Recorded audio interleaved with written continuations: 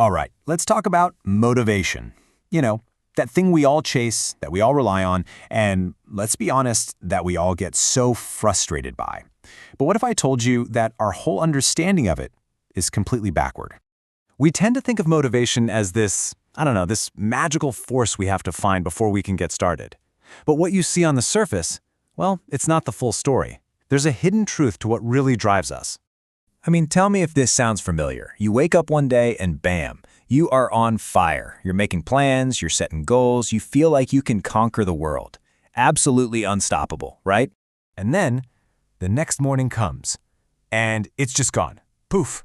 That fire is out, all that amazing energy has vanished, and now even the thought of trying feels like climbing a mountain.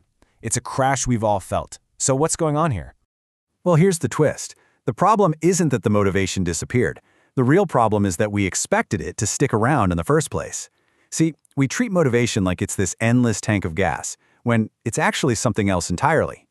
Okay, so let's dig into that feeling, that motivation high. What's it actually doing to our brains? Because, yeah, it feels incredible, but it can also be a little bit of a trick. And this right here is the trap. That feeling is so powerful, it can actually make us feel like we've already done the work. Just thinking about the goal, just making the plan, it gives you this little rush, a little dopamine hit that tricks your brain into thinking, hey, progress, even when you haven't actually moved an inch. So, here's the bottom line. Feeling motivated is not the same as making progress. It's just a feeling. A great feeling for sure, but it's not an accomplishment. And if you try to build your success on that feeling alone, well, it's kind of like trying to build a house on a cloud. It's just not stable. So, if we accept that motivation is just this fleeting emotion, it suddenly makes sense why that drop feels so inevitable. Because it is. It's basically designed to fade away. But why, right?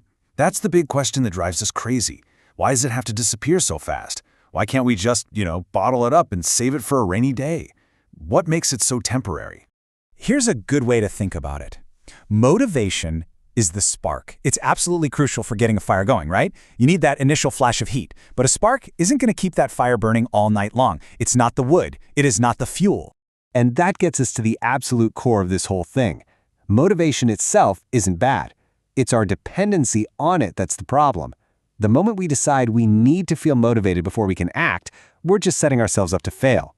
Because when that feeling vanishes, so do we. We just stop. Okay, so if motivation is just the spark, then what's the actual fuel? What's the engine that's going to keep us going for the long haul? Well, that's where discipline comes in. And the difference between the two is huge.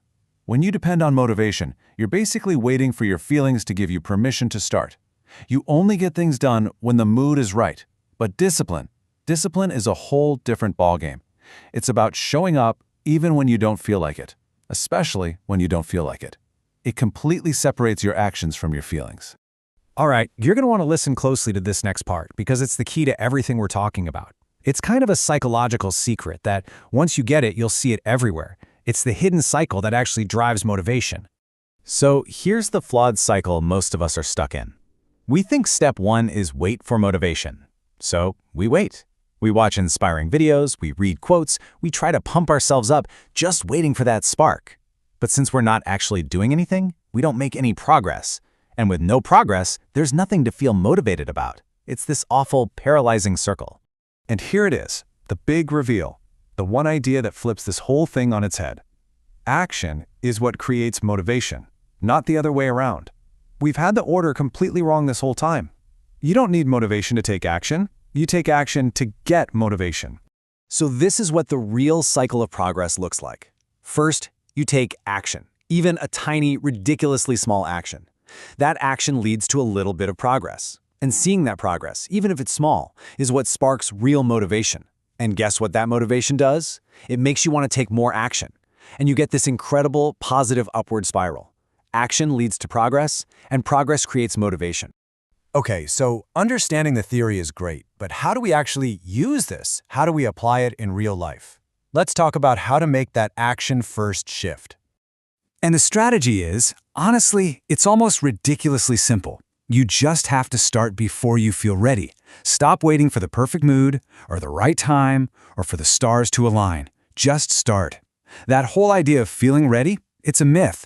You don't feel ready, then start. You start, and then you feel ready. And these moments right here, this is where the magic happens. This is when it actually counts. Anybody can work when they feel inspired, but the real change happens when you start when it's boring, when you start when it's hard, when every single part of you just wants to quit. That's when you're really building that discipline engine. So really, we just need to reframe how we see motivation. It's not the ultimate key to success. It's more like the reward you get for taking action. It's the pleasant side effect of just showing up. It's the spark at the beginning, not the fuel for the whole journey. The real driver, the thing that actually moves you forward, is discipline.